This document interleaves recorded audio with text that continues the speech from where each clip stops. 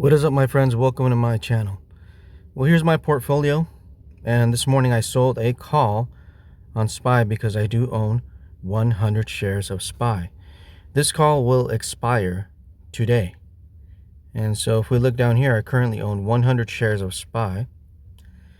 My average cost is $690.34. So currently the price is at 688. No, 609. 688. There we go. And I sold a call at the 691 strike price. So I didn't receive much of a premium. It was a very small premium. Let's scroll down here. Let's see if it shows up down here. I believe it's going to be down here. Let's see here. As you guys can see here, it's a premium of $37. So not much. But for just pushing a couple of buttons here on my Robinhood app, not too bad, right?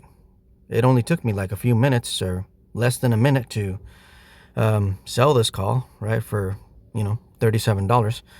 I know that $37 isn't much money for today, but doesn't take that long just to push a button on my phone here to make $37, which I'm pretty sure I'm going to be making that $37.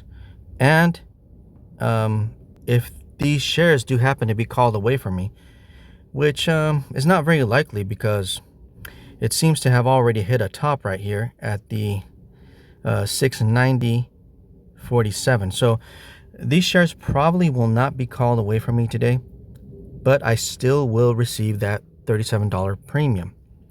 And I'll be able to sell another call for tomorrow. Now, I also sold a put. Now, the put I sold is on QQQ. So here it is. And I sold this for 75 cents. So if I would have waited just a little bit longer, I could have got over $1. But, you get what you get. I only got 75 cents, which is basically $75. So the strike price here is a 620, and the current price is 619.50, just about, right? So if this stays at this current price right now, I'll probably have to own 100 shares of QQQ by the end of the trading day. Now, if for some reason the price jumps up above 620, then I will keep my collateral and I won't own the shares. So we'll see what happens at the end of the trading day.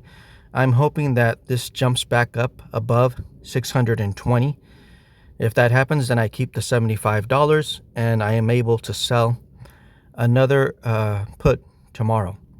So hopefully that's what ends up happening.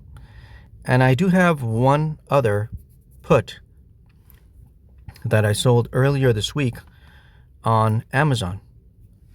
This one expires on Friday because on Amazon stocks you can only sell puts and calls. They're a week long, so you can't sell one every day. But since I do want to use the maximum amount of cash that I can use and sell the maximum amount of puts or calls that I can, that's why I chose to sell a put on Amazon. And so the strike price is at $230. The current price of Amazon is $246, which is, wow, it's really been pumping. So look at this. In the past week, Amazon stock is up a little bit over 6%, which is really good. And well, I'm just collecting a premium. I will be collecting a premium, I believe, of $97 on this put.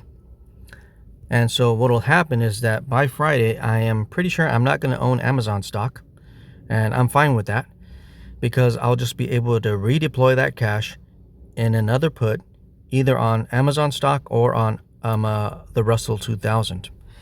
Which the Russell 2000, you can sell calls on the Russell 2000 every day. So if we look, I got this list down here for options. Here they are. The Russell is doing really great today.